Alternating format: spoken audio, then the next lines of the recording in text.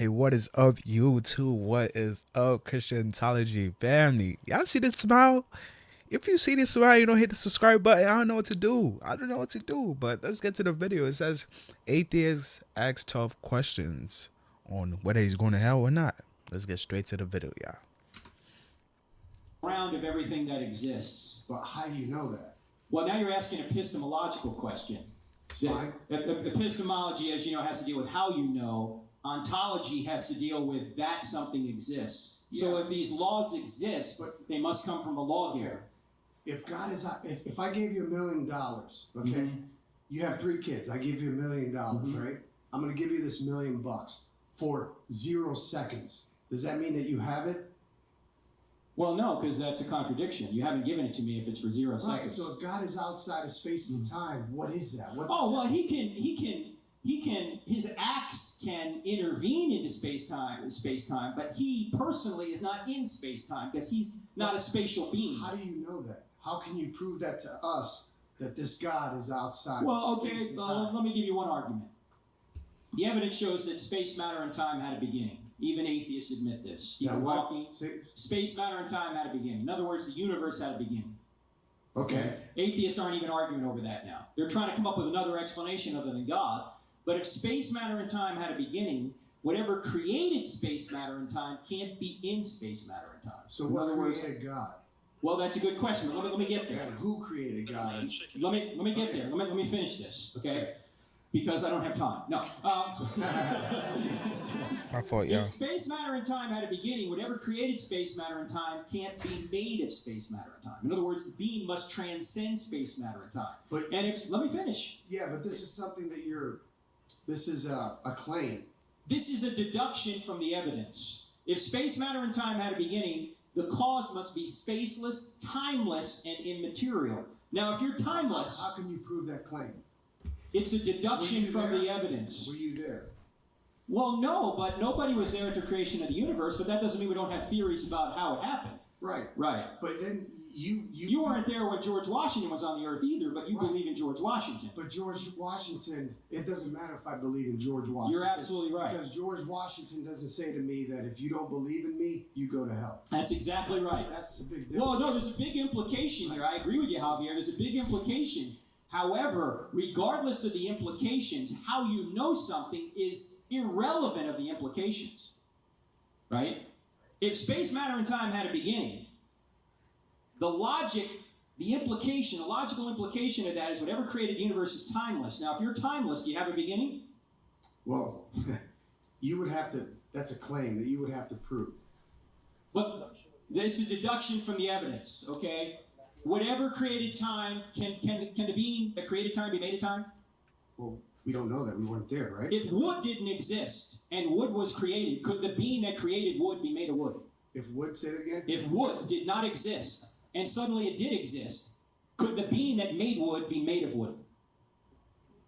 No. This is such a simple but extremely useful analogy because it establishes that if space, time, and matter came into existence at a particular point in the past, which they did, and that is what science is telling us, then to ask for a type of evidence for God that implies that he is within space, time, and matter is fundamentally wrong from the beginning. So when you don't get the type of evidence that you're asking for, there's only 2 explanations, right? It's either that the question is wrong or it's that the answer is wrong. But this analogy shows that actually the question is wrong. To ask for God within space, time, and matter is to fundamentally misunderstand what is meant by God. Now, obviously, there's the incarnation, which is an exception to that. That's God entering into space, time, and matter.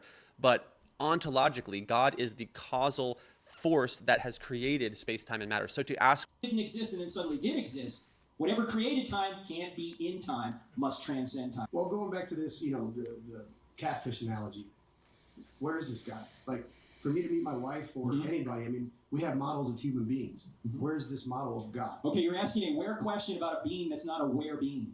Yeah, but he interacts, right? He dips his hand, he answers prayer, he heals people, right? So he should, this being should leave remnants of themselves. You're absolutely right. That's how we know And God yes, exists. We know through God creation. by his effects. We don't see God directly. That's if it's true. Yes. Because people can be mistaken, right? Sure, people can be mistaken. But like we know there's a creator when we reason from the effect of creation back to a creator. We know there's a moral lawgiver when we reason from the moral law back to a moral lawgiver. Okay? We're reasoning from effect to cause. If you were to go up on Mars right now and find a computer, you wouldn't know who put it there, right? But you would know there had to be an intelligent being that put it there, even if you never saw him. That's because we have models of people making computers. We have human beings that build computers, and we have that as a model. And what I'm saying is, where is this God, this model? Where is he? Okay. Where is he? My guy, you are the model. You are the creation. Where do you think you came from? A freaking cell? Who made that cell? God. My guy. The plants, the trees, the animals around. The crawling things, those scary things on the floor that we don't even know, and the things in the ocean. Who do you think made those? Who do you think made those, bro? You think we made them? Who do you think made them? Satan made them? Or we made them? Oh, man. These atheists dumber than us, man. At the end of the day, you're asking a where question about a non-where being. Like, where are the laws of logic? Well, where is the justice molecule? well, the laws of logic are something that we as human beings, it's a concept that it's a label that we give it, a concept that we build to help ourselves through society, through life. All right, let me ask you a question about that. So you're saying that human minds create the laws of logic? Not that we create them. It's a concept that we have. It is a concept, but do they exist independent of our minds? Well, I mean, a rock is still a rock if there's no human beings to say that it's a rock or to think it. That's true. Right? Yes. So these laws exist, even if there were no human beings, these laws of logic would exist. Yes. I agree with you. Now the question is, where do those laws come from? They come from lawgivers. They come from a reason, logos, logic. But you're using the word laws. It's so that the word law is a word, a label that we give it. I mean. But what if this label actually communicates the truth? It's not just a label. What if it's the truth to say that all laws come from lawgivers? That all laws come from lawgivers? Lawgivers.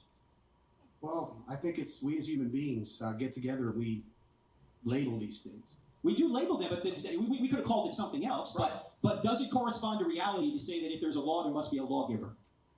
If there was a law, well, do you know any law that exists that doesn't come from a lawgiver? the laws of logic. That's what I'm saying. They must come from a lawgiver then, because every other law we know about comes from a lawgiver. Well, we don't know that. Well, this is just something that we as human beings. But Javier, you're making a claim, and you need evidence for your claim as much as I need evidence for my claim, right?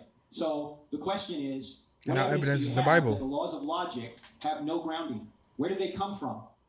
We could just say we don't know. Well, you could say that, or you could take an inference to the best explanation to say that if But every that's law not- has a lawgiver, but then that's the not- laws of that's- logic must have a lawgiver. You say it's the best explanation. Well, you don't have to accept it. You're right. Yeah, you say. But let me ask you a question. If Christianity were true, would you become a Christian?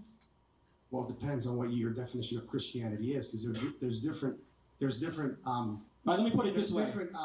It all depends, because the Mormons call themselves Christians. Yeah, I understand. The Jehovah's Witnesses Yeah, you're call right. themselves You're Christians. right. So it all depends Let on. me put it another Catholics way. call themselves If Christians. If Jesus rose from the dead to show and prove that he was God, would you follow his teachings? We don't have any models. If. We don't have any models of anybody rising from the dead. Of course not, because if a lot of people were rising from the dead, the resurrection of Christ would mean nothing to us. No. The very fact that it is a rare event shows how special it is. No, I mean, babies are born every day. It's a, I mean, does What? that mean that every time a baby's born? They're born every day, but they weren't dead, Goofy. They were living in their mother's belly. That's how they kick. That's how they kick in the belly. What are you talking about, my guy? So when the baby was dead, the living cell was still alive. The sperm and the egg, they were alive. And they make the embryo. The embryo is alive, and the fetus formed. And now the fetus is growing to a little baby, and the baby's kicking, moving his neck, hitting his yeah, I almost hit my mic though. The baby's hitting his head on the mother's belly, and the mother said, what is this baby doing in my stomach? You get me? So the baby was never dead. The baby's always alive.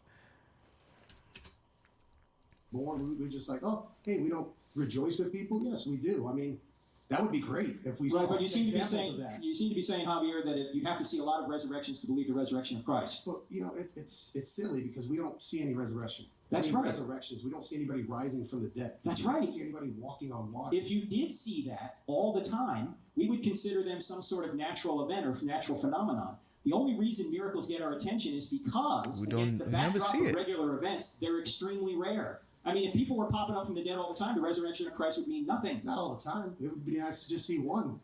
There is one. Were you there? Were you there? Has anybody in here ever seen anybody rise from the dead after 3 days? Anybody? It's in the Bible. Out here. Raise your hand. Out here. Has anyone seen George Washington? But George Washington doesn't tell us that if we don't believe in him, we go to hell. Again, the implications of George Washington. But it's a good point, though, right? It doesn't matter to me if George Washington was alive or not. I know it doesn't matter. To most of us, I mean, great. You know? So. Again, let me go back to my question. Go ahead. If it were true, would you follow the teachings of Jesus? Well, it all depends on your definition of truth. If I gave you a... Truth is that which corresponds to reality. Yes, you're correct. And people rising from the dead, I don't have any examples of that.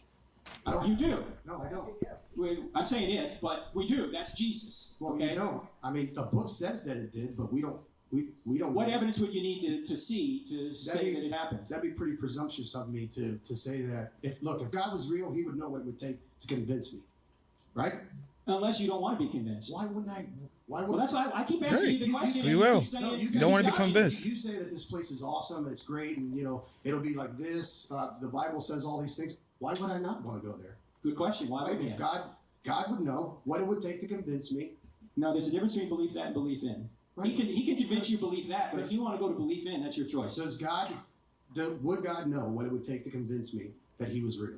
Oh, of course. Right. So why doesn't He do that? How do you know that you are being completely honest with yourself? I know I'm completely honest. I'm being completely honest. I'm not completely honest. Nobody's completely honest. You're not doesn't mean that I. Okay. Just you're not. Doesn't mean that I am. So once you open yourself up, you've just told a little crack in the lies. dam to that possibility that there might just be. You've told lies, so you're not completely honest. You've lied to yourself. Babe, have I gained weight? Babe, have I gained weight?